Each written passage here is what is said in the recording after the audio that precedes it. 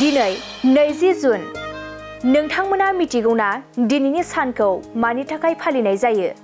नोंथांमोननो बड'लेण्ड बुब्लि खौरांनि गेजेरजों फोरमायगोन।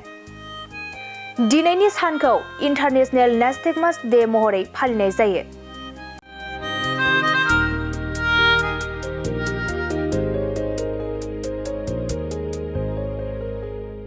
इन्टारनेशनेल नाइस्टेगमास डेखौ बोसोरफ्रोमबो 20 जुनाव फालिनाय जायो।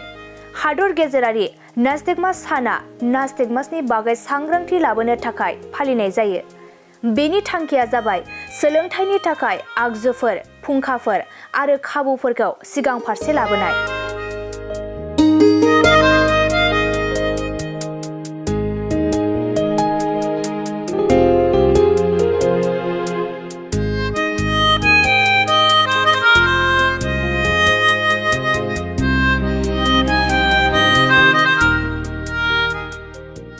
गोजोनथाव खौरां!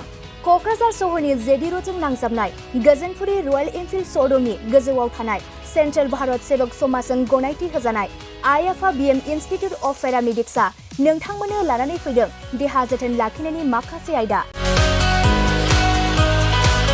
लोगोसे 2024-25 मायथाइनि मुं थिसननाया सोलिगासिनो दं आरो फैगौ जोबथा जुन दानसिम मुं थिसननाया सोलिबाय थागोन।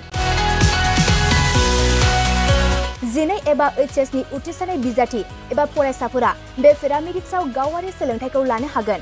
क'क्राझार सहरनि गोजोनपुरी एबा गांजेमा बाजारजों नांजाबनाय आइ-आफा बिएम इनस्टिट्युट अफ पेरामेडिक्सआ नोंथांमोननि थाखाय गोदान मुं थिसननाय आयदाफोरा जाबाय medical laboratory technology, first aid patient care and assistant nursing, OT technician, ICU technician, radiology टेक्निशियान।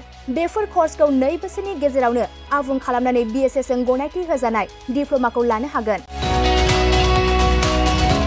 लोगोसे गासैबो डिप्ल'माखौ लानायनि उनाव सोरखारि साख्रि मोननायनि सुबिदाबो दं।